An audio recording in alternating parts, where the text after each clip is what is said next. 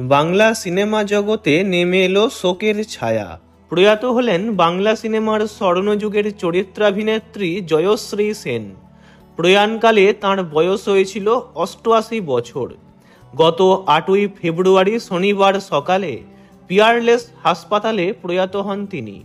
বয়সজনিত অসুস্থতার কারণে সেখানে ভর্তি হয়েছিলেন।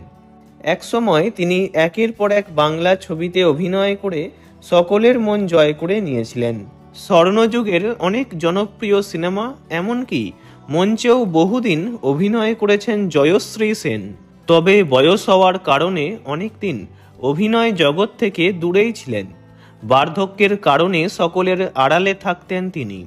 এককালে যিনি দাপিয়ে বেরিয়েছেন অভিনয় জগতে, শেষ বয়সে চার দেওয়ালের মধ্যেই বন্দী থাকতেন।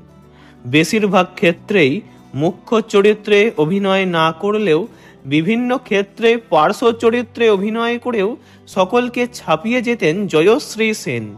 ৫-এর দশকের মাঝামাঝি সময়ে সবার উপরে সিনেমায় উত্তম কুমারের সঙ্গে তিনি অভিনয় করেছিলেন। জটিল চরিত্রে তাঁর অভিনয় সবার মন জয় করে। এছাড়াও উত্তম কুমারের সঙ্গে কার পাপে, অন্নপূর্ণার মন্দির, পুষ্পধনু, চৌরঙ্গী, রাতের রজনীগন্ধা, বনপলাশীর পদাবলী ইত্যাদি ছবিতে অভিনয় করেছেন। তবে শুধু পর্দায় নয়, তিনি অভিনয় করেছেন মঞ্চেও। বহু বছর তাঁকে দাপটের সঙ্গে মঞ্চাভিনয় করতে দেখা গিয়েছে। মঞ্চ হোক কি পর্দায়, তাঁর অভিনয় মুগ্ধ করেছে সকলকে। যদিও বর্তমান প্রজন্মের কাছে তিনি সেভাবে পরিচিত ছিলেন না। বর্ষিয়ান অভিনেত্রী, বহু বছর ধরে পর্দার আড়ালেই ছিলেন। তবুও অভিনেত্রী জয়শ্রী সেন তাঁর কাজের মাধ্যমে সকলের মনে চিরস্মরণীয় হয়ে থাকবেন। ভিডিওটি এই পর্যন্তই।